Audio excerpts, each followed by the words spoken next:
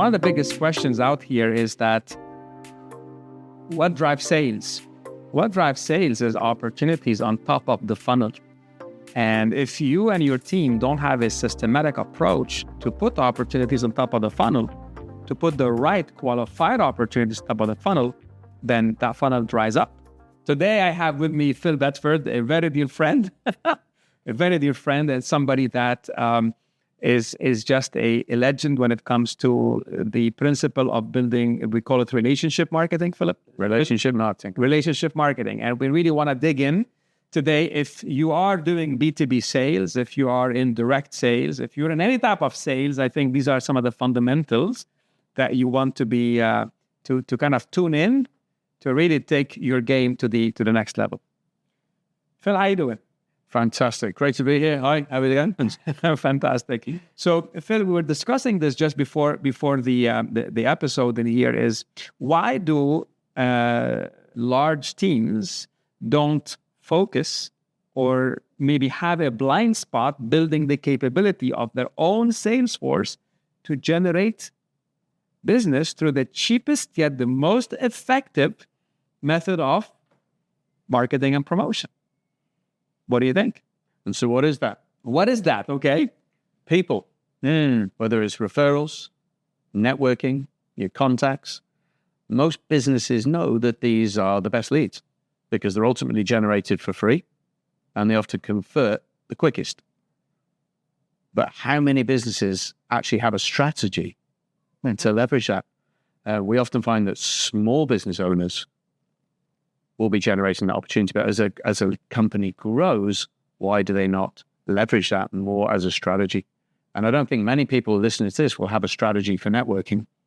Absolutely. As a matter of fact, I can tell you a story. In 2004, I left the direct sales business where our success or the success of my business depended on me first as a salesperson, depended on me getting referrals, asking for referrals, whether the prospects decides to buy or not. So I had to build enough rapport at the end of an hour for them to be comfortable to take up their phone and give me some names, right? However, it was that same exact strategy that I have utilized when I came to Dubai in 2004, worked with Unilever. My first 6 months was a key account manager selling in the food service industry. And I used the same exact principles to open multi-million-dollar account for Unilever. So I was programmed to ask, who do you know? Who else do you know could use? And I had that ingrained in me, and I taught that internally. Yet I see, as I train many organizations today, it is a blind spot. It's a blind spot. People will want skills to do key account management, negotiate, but that is just that extra, I would say icing on the cake. I would argue that the two of the most important skills in business is the ability to sell and the ability to build and leverage relationships internally in your business where you're selling yourself for promotions and also for efficiency in the business, and secondly, outside to get clients. And yet they're two of the last things that are ever taught in business school. And wait till afterwards. There may be one or two that are now teaching sales, but real strategic networking and business development, people wait until maybe they're in business a number of years later. That's why it is, the concept of it's kind of like the last frontier. It's that, best kept secret. And I think there is a book out there, the best kept... the world's best known marketing secret. What is it again? The world's best known marketing secret, which is the concept of building. So let's look at it. What are some of the preconceived notions or the beliefs? So if I'm a sales manager, okay, I'm going to send my team. I think today networking, people associate that with, okay, let's just go to where people are hanging and let's see what we get. Let's get a lot of business cards. I think you have a story about that. Can you tell us that? Hold on. Getting a lot. I think one thing you have to hit immediately is the minute we say networking, there'll be people who are like, oh no, I'm finished with this video. But at the end of the day, if you want to get more sales, get more commissions, and ultimately get it easier, you need to keep tuning in. Yeah. Because one of the things we're going to talk about is the fact that most people are networking incorrectly, which is why it's such a waste of time for a lot of people. So I mean, there's a number of things to look at. And of course, one of the things is, why are you doing it? Well, what are you missing in that effect? And I think the challenge is for most salespeople, of course, is, let's face it, if you're sat in a business and you want leads, it's much easier if the company just give them to you. And many companies do have budgets and funds to put opportunities on top of the funnel. So they generate these leads. Exactly. And then the salesman is just used to getting these leads. Yeah, I'll sit here, I'm a salesperson. Can I have some leads, please? Thank you very much. Cool. Right? Right. Question is, what happens when the leads don't come? Because either the company has budget constrictions or they're not coming. So what does the salesperson do then? You know, if you want to succeed, if you're based on commission and your success is based on leads and there's nothing coming in or it's getting shared with the rest of the team and you want more, what do? It's down to you. And you do have that control. You can do something. And ultimately, it's free. And we are surrounded by people. And ultimately, it's people that buy from us, right? So if you want to do better, if you want that opportunity, you can make it happen. You just, let's say, maybe need to learn a little bit on how to do it. So, Phil, let's go back to the fundamentals, right? How do we do it?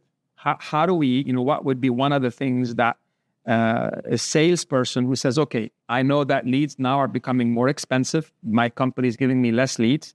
Oh, not to mention, if I'm running so there are many companies who have a large size of customers base. So the salespeople are busy serving the existing customers while the market is growing bounds and leaps in terms of number of outlets. So if the company or me, if I'm not generating more potential opportunities, I'm not getting better coverage, so I need to proactively go after new opportunities, then the end is near if I'm not doing it. So step number one, what needs to happen from a mindset perspective to kind of break the ice there? I think number one is you need to decide you want to do it, or you're motivated enough to do it. So, and a lot of this comes down to the motivational factors that delivered on us by the company. So if you're an order taker, sit down, wait for the leads and just ring, that's order taking. But at the end of the day, if you're tasked to get new business, then you need to realize I've got to do something new. So number one is to realize that you need to take action because you're motivated to do so. Okay. Then you might realize, okay, well, how do I do this in a way that's going to work for me? Because you may have experienced networking before and maybe wasted your time or didn't enjoy it. And so it's realizing that actually, number one, most people aren't networking at all. What they're actually doing is cold calling face to face. And the reason they do that is because that's what they were told to do by their bosses. So what is cold calling face to face? So give us an example of that. Okay, you ready? Yeah. So we've just met at the networking event. Yeah. And I'm like, hi, what's your name? Hi, I'm Phil. Ramez. What's your name? Ramez. Ramez, what do you do for a living? Like I really care because I just want to sell. Yeah. Right. I'm a professor. Oh, you're a professor. Ramez, do you own a house by any chance? You do? No, I don't. Oh, you don't? So you're renting? Oh, you're renting? It means you're wasting money. Well, I'm in real estate. I think I'd like to sell you a house. How about we have a conversation about how I can sell you a house? In fact, how much have we wasted this year on rent? How does he feel? Right. I mean, I'm just selling. He just wants me to shut up. I just met you. Yeah. I don't know the guy. In fact, he wants to sell to me because you're networking as well. Possibly. So if we're both selling, nobody's listening. Right? And if you do that 20, 30, 40 times in a networking event, it's no wonder nobody hates it. So number one, changing the dynamic. Instead of when I'm talking to Ramez, I say, sorry, Ramez, what do you do? I'm a consultant. I help people grow sales. Grow sales. So what kind of sales would that be? And this is typically within B2B, the B2B space, food manufacturing, food distribution. So let me get this right. So like FMCG, big companies, like say, I know bottle manufacturer, like fizzy drinks. Is that FMCG?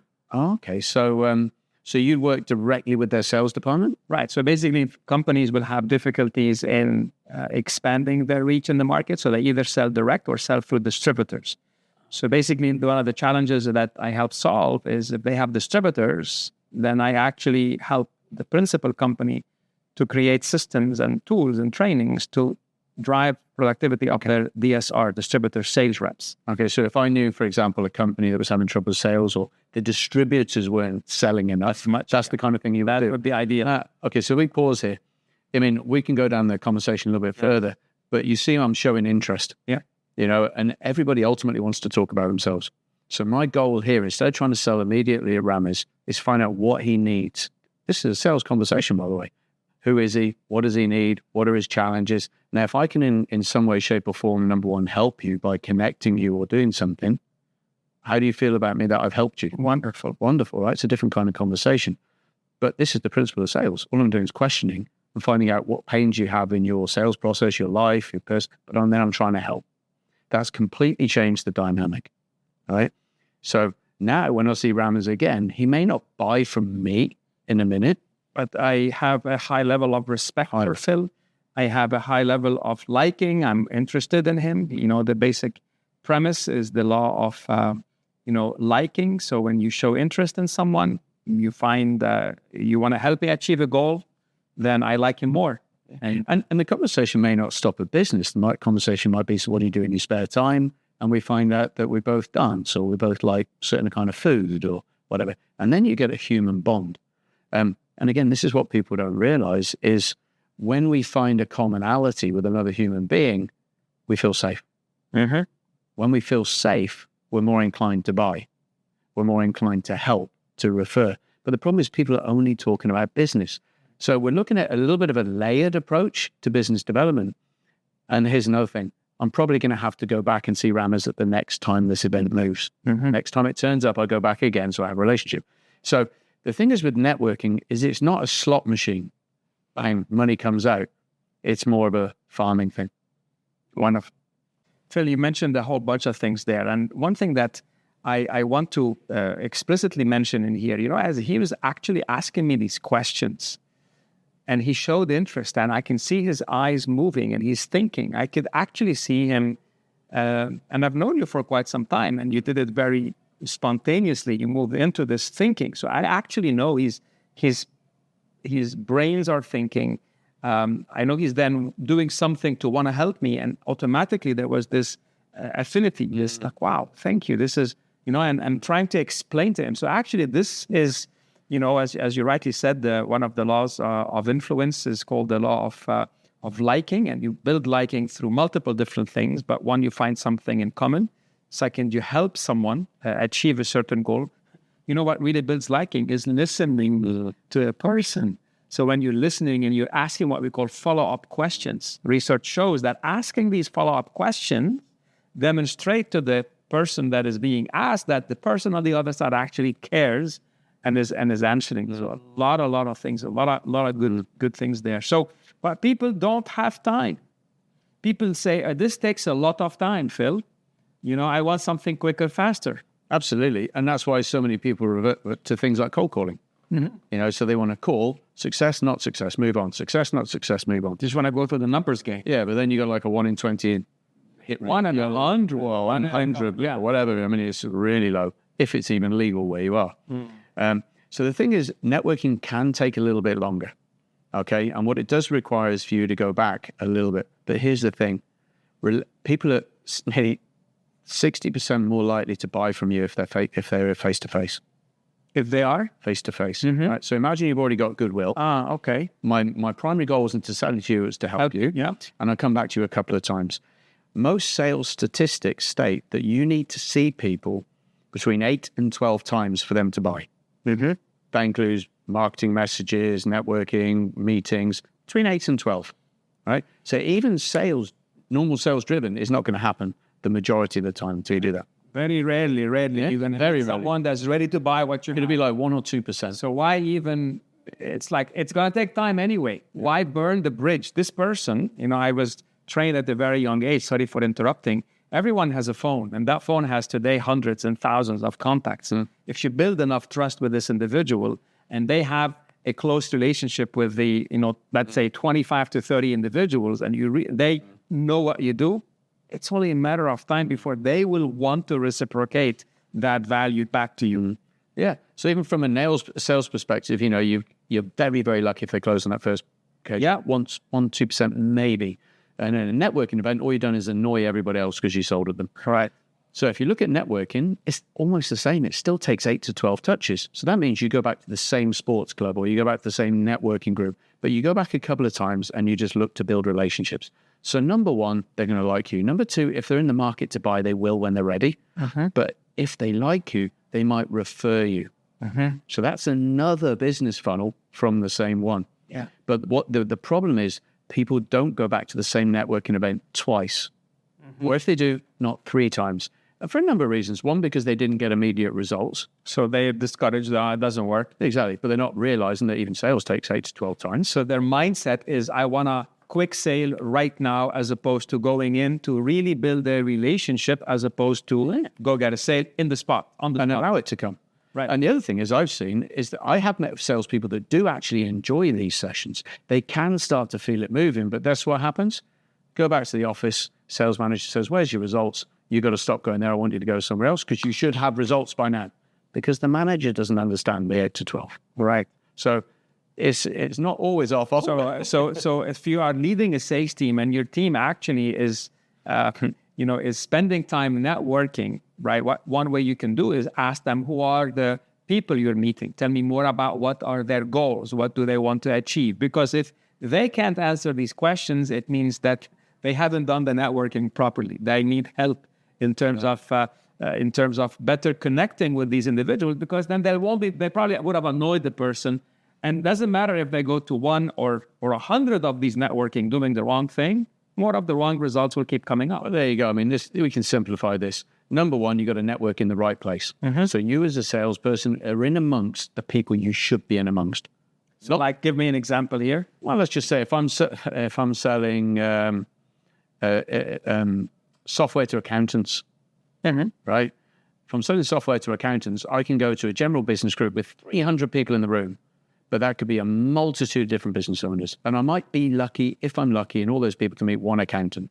Or I could go to a group of accountants that are meeting because they want to talk about accountancy things. Well, if I can network there, what's my chance of hitting it? So like being more strategic. Yeah. So you find target audience, find the target audience. So number one, you've got to select the network. And most people are selecting the networks based on the amount of people that are there rather than who's there. Okay. So it's not a numbers game, it's a quality game. Quality game. And then when you're there, you need to have the skills to develop those conversations. Because if you walk in there and just sell inappropriately, you'll burn your bridges. Everyone will be like, oh, you want to stay away from him. Oof. So you've got to be strategic. So number one is where you go. Number two is what you do when you're there. And then the other one, of course, is follow up.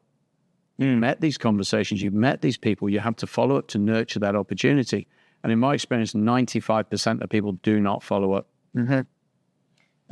So let's talk a bit about the follow-up. So what type of follow-up are we talking about, Phil? So follow up in an appropriate manner.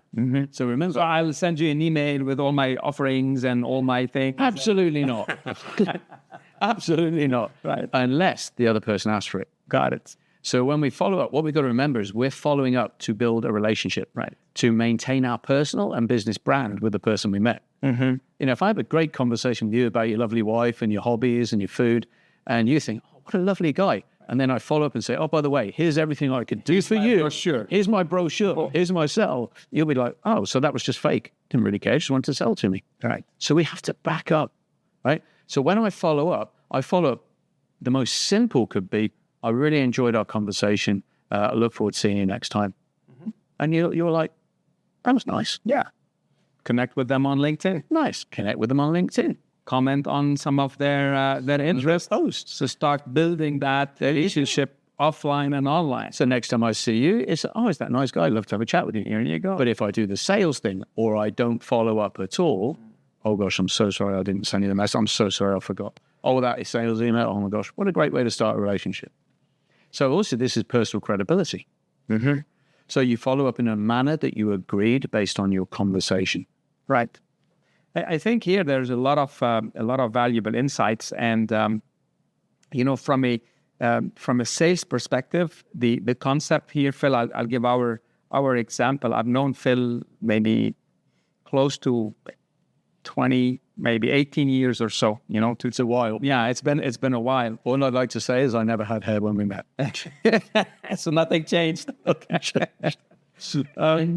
But I've built that relationship with Phil, so I got to know him, and actually, even I, Ramez, as a direct seller, at one point in time, starting my business, the Academy for Sales Excellence. You remember that conversation? Phil invited me to learn about networking. I'm thinking, networking, come on. I mean, I'm the king of direct sales. I know how to do that. But once I sat, so the key is to humble ourselves. I said, I lose nothing. Let me go and see what he's got to say. And the moment you opened your mouth and started sharing these principles, and as a let's say younger entrepreneur from who I am today, realizing, you know what, it's a pleasure to have an army. It's a pleasure to build this network of people where we got each other's backs, right? And I mean, I can say this one investment in learning, developing, and even building on whatever fundamentals I already had has brought millions of dirhams, dollars over the last, And I've always acknowledged your humility, and I use that story. And by the way, later on, I invested in myself and my business by attending Ramez's programs because I recognized I had a need, so I had to humble myself and learn, and hence we got this great relationship, and off it goes. But the interesting thing here is there's a difference between networking, a networking group, and your personal network. well, They're all different, right? And so until we start to realize what they are, we don't know how to use them necessarily. and we don't have a proper process to build any one of them. So you need a network, right? You need to be networking. And what's the other one? Your personal network. And then your personal network, networking group. Networking groups is the one that I missed. So and talking about that, it takes the right mindset, right? So I am very appreciative that I joined the Ascentive network back in 2010 when I first started. At the time, it was called the Referral Institute. Yeah, I'm an Ascentive.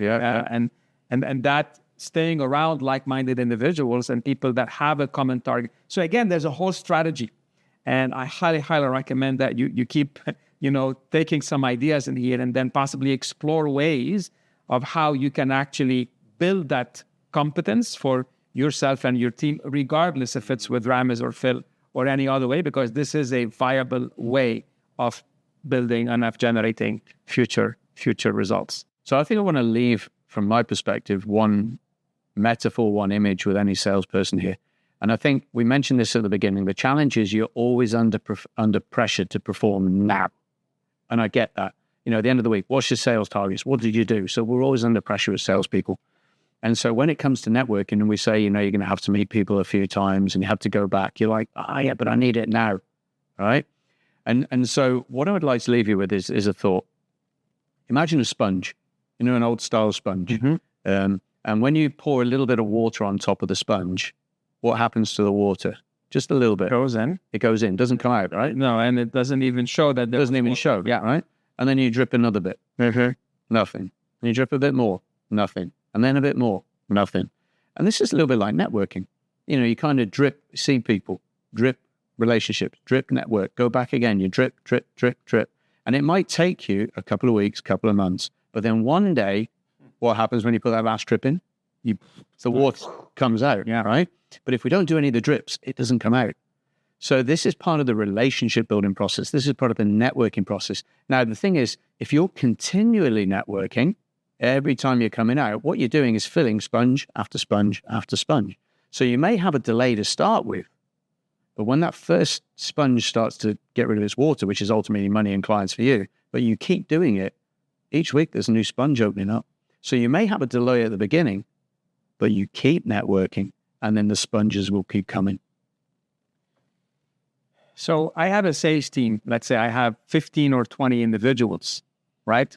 And the market size is, just for example, in the UAE, there is more than 250,000 businesses alone, right? There's more, but I'm just utilizing statistics that is a little bit outdated.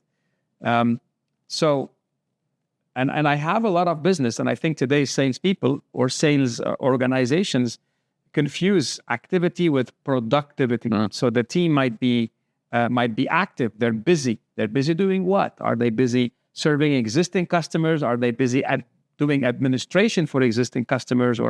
So I think if we're not measuring, if we don't really understand, right, that 1 second, the time that they're utilizing isn't really going to putting these sponges, these multitudes of sponges, so that eventually we can get the water gushing in a way.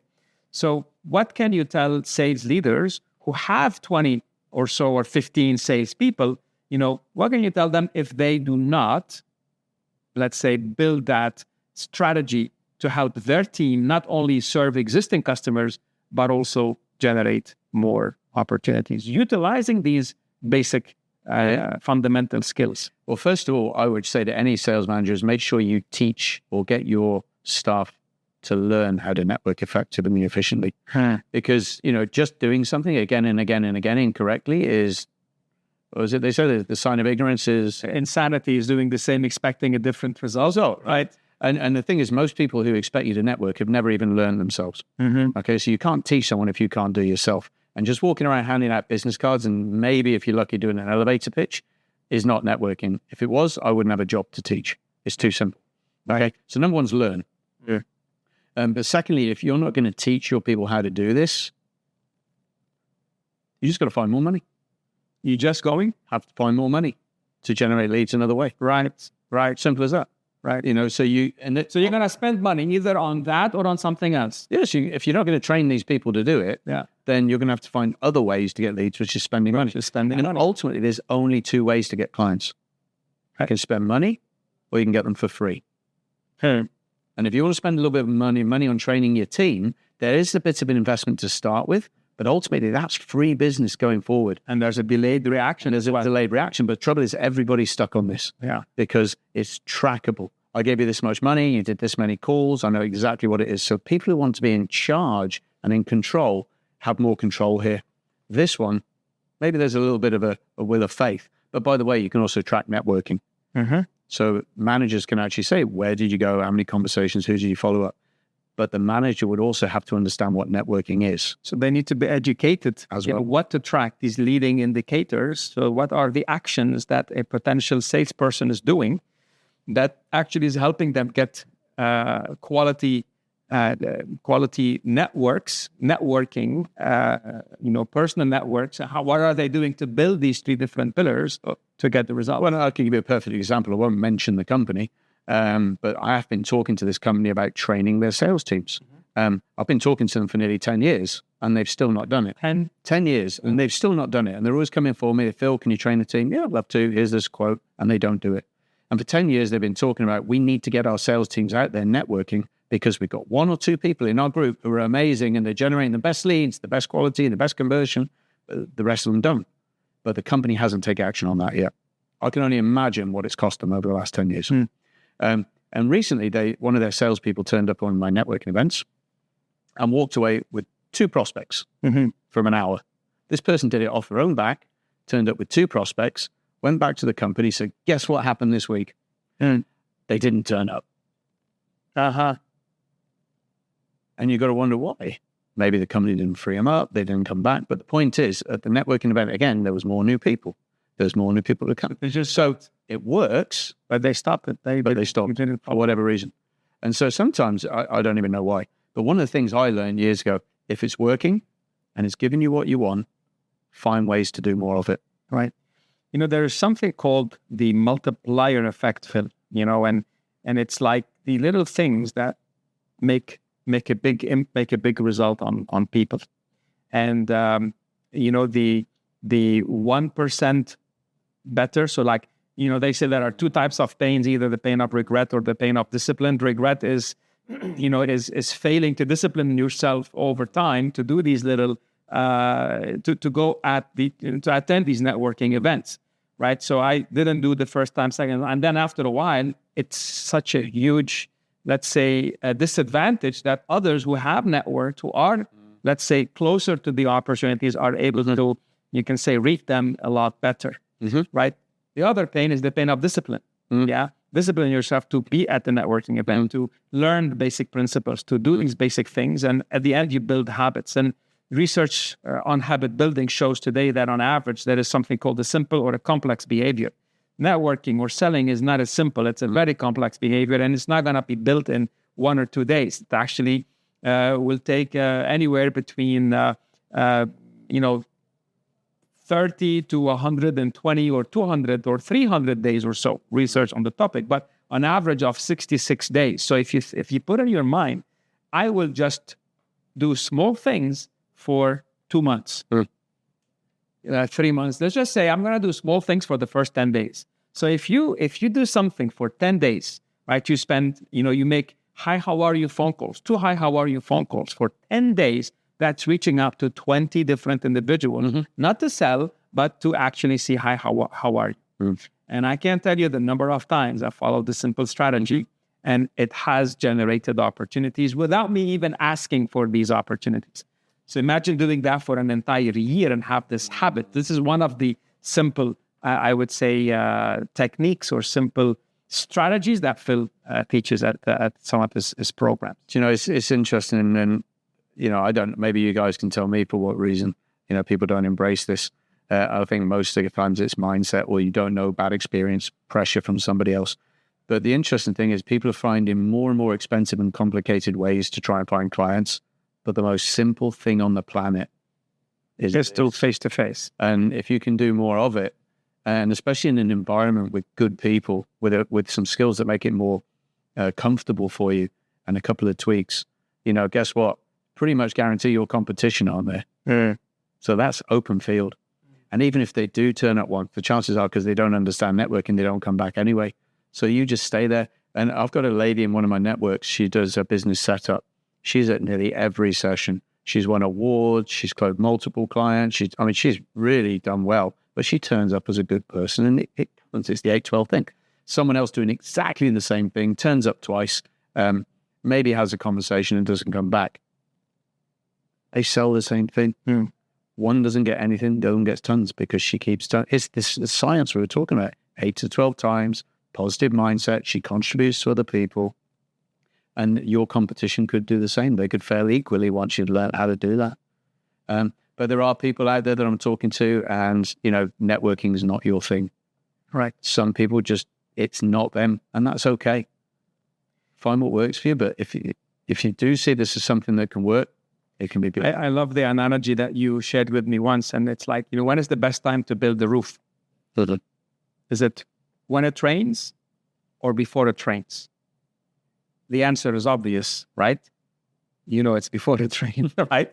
And today, in many organizations, is it raining? In other words, is there lack of business? Are we feeling more competition? Are you feeling the pressure that today's development, AI, and all the different things have really caused businesses to suffer? Today, I was at a client, and he's saying, "Okay, summer is coming, and we have some of our clients who actually will go out of business in this upcoming season because that it's known it's a slower time, and if they haven't done the right things, it's going to be their end."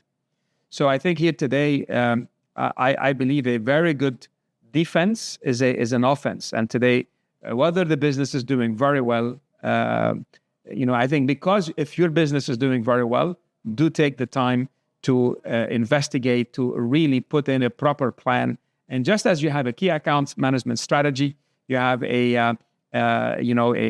let's say a personality style, behavior or negotiation training. I really think, and I highly recommend looking at building a referral pipeline, helping your team generate their own opportunities so that everybody can benefit from that. And as a sales manager, you can only look better if you're bringing in more leads and more business with less spend. So Phil, talking about the specialized type of networking or networks, tell us a little bit about what have you done over the last years to build the infrastructure for multiple different niches. So if our audiences are from the hospitality or from the IT or from the sports business, whatever, just share with us a little bit about what are some of the resources that people can start participating in almost immediately. Yeah, so I co-own a networking group called Strategic Business Connect, and the words are in there. It's Strategic Business Connect, and the idea really there is to help, particularly salespeople and business owners, and people who are empowered for sales, to be very strategic in their selection of where they go networking. Mm-hmm. So, for example, if you understand where your potential clients could be, then we have strategic industry groups that allow you to say, that group is where I'd find my clients, or there's a very high potential that the people in that group would be able to refer me and connect me to clients. Mm-hmm. So number one, it allows you to be very focused. Then what we do in each of these sessions is we limit the number of attendees. So the number one, even introverts are comfortable. But more importantly, you can guarantee you're going to speak to everybody in the room. So what have we got? We've got super focused networking. You're guaranteed to speak to everyone in the room. And we guide the conversation so you can extrapolate as many possibilities from each conversation as possible. This is highly effective, highly comfortable, and a great way to get into networking. And even when I attend these sessions, it's a way of giving back. So meeting people, genuinely being interested in them, wanting to help them, and they end up helping me. They end up giving me referrals and things like that. So again, having been part of the network and just testing these various networks is very, very highly effective. I can tell you. Yeah, and if you're not sure which networking group, I mean, you can always check out the website. But if you're not sure which one would best serve you, feel free to reach out to me either through Amazon or myself, and we can certainly suggest which would work for you. But here's the great thing: is 9 times out of 10 I'm there myself, so I actually get to advise and help with that. I get to meet you and give pointers. So it's a very warm environment, which I think is important for networking. So one is just being around the right people. Other people is you contribute to that dynamic yourself, which is very human. Absolutely. So again, if you'd like to take the first steps, this is a fantastic way to learn more and take your little actions in that direction. So we'll see you there. Who knows, you'll see Phil, and who knows, you might see me there as well. So just as a way of summarizing the session today and really leaving and just kind of jotting these 4 things that you can take action on. Phil, if you're able to summarize for us, what are the 3 or 4 steps that our audiences can take immediately to actually start building that roof before it rains? Number 1, do it. Okay, decide that you want to do it. Do it. Number 2, have a look at your mindset and remember that it's not a sales immediately. It's about giving and helping and connecting. So change your mindset.